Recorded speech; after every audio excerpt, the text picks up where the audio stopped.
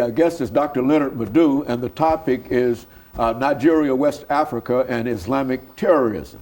Dr. LMadu, let's pick up where we left off the first part of the show, and to have you to sort of inform our audience in terms of all of the killing that you say has happened over the last three weeks that the world is not aware of, and evidently the world does not care about. Talk from it from that perspective. Yeah, you know, this killing has been going on now for 3 weeks, but it's just the tip of the iceberg. Like I said before, the 1960, 70 civil war in Nigeria was an outgrowth of internal Islamic terrorism against, citizens of Nigeria. Sponsored by the government of the day. There was a coup, a military coup in 1966. Those who took over didn't, stop taking over the government. They, incited the northern Muslims to start slaughtering Christians in the north, who were predominantly Igbo at that particular time. The Igbos got tired of it and decided they want to be their own country. And that's why I related to the Ku Klux Klan in the United States. I mean, when they were running around the southern parts of this country, harassing black folks and killing black folks. A lot of black folks decided to buy guns for themselves and protect themselves. You do not just sit down and allow yourself to be killed. And that's part of it. So that was internal terrorism. The world did not take notice.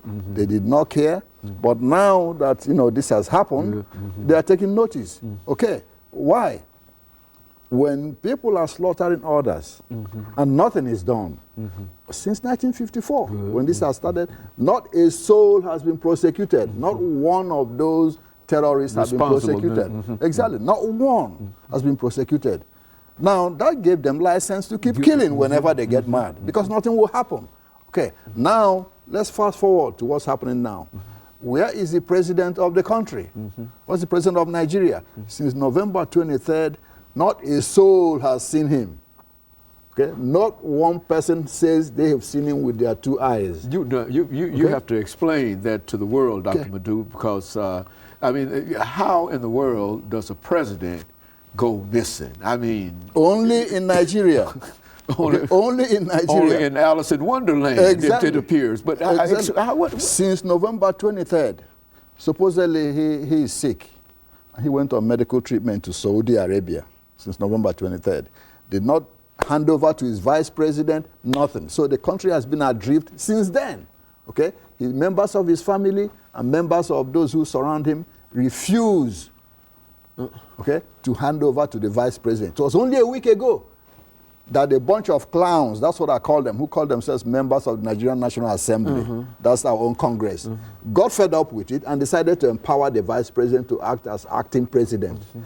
Before then, the country was adrift. Not one person was in charge. When this thing happened in December, President Obama tried to get in touch with Yar'Adua as a courtesy to talk with him. They couldn't find him. President of the United States called to talk to the president of Nigeria and was unable to get in touch with him. Couldn't find him. Okay, couldn't talk to him. Secretary of State tried, couldn't talk to anybody. Okay, so this is exactly what it is. Now, and you're saying that all of this is connected to Islamic terrorism? Well, if the president is not there and this is happening, who is running the country? Who is running the country? The president is the commander-in-chief of the armed forces. That's right, that's right. Okay, who is giving orders to the security service to do this and not do this? Yeah, who is there? The vice president has been enfeebled, since then because he couldn't do anything himself. He didn't have authority as president or acting or commander-in-chief of the armed forces to do anything. It was only a week ago that this happened. Now, what are the consequences of this?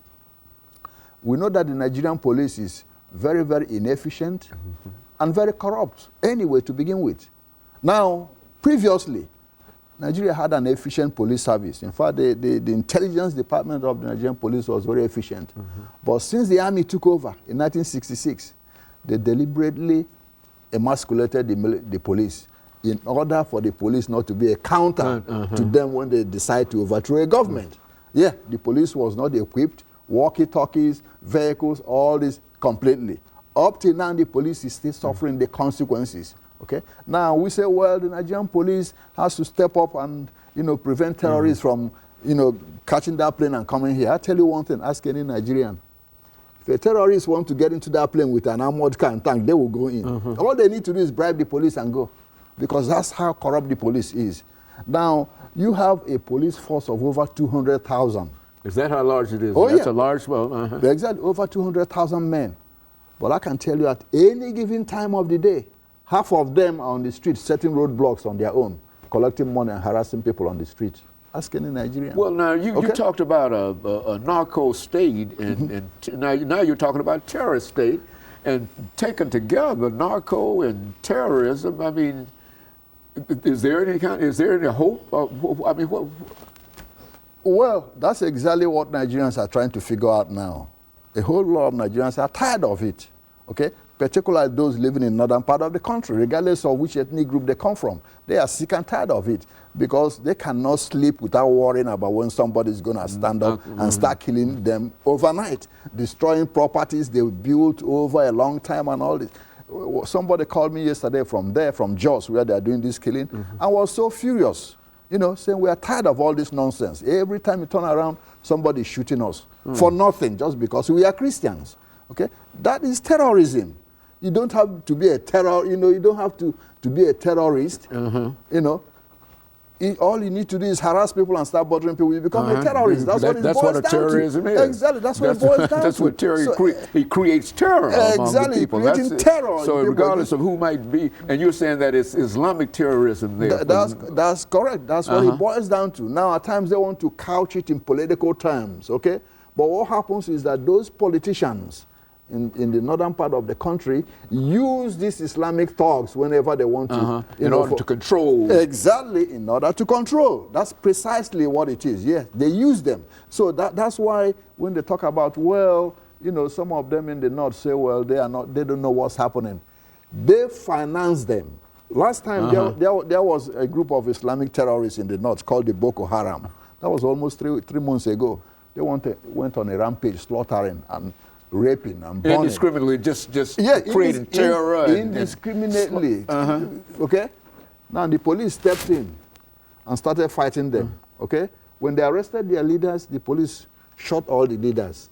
Dr. LMadu, we're going to have to take the second commercial break, and I'm not laughing because of that, but this is just almost incredible, you see. And of course, we'll be back with our audience following this very, very short commercial break.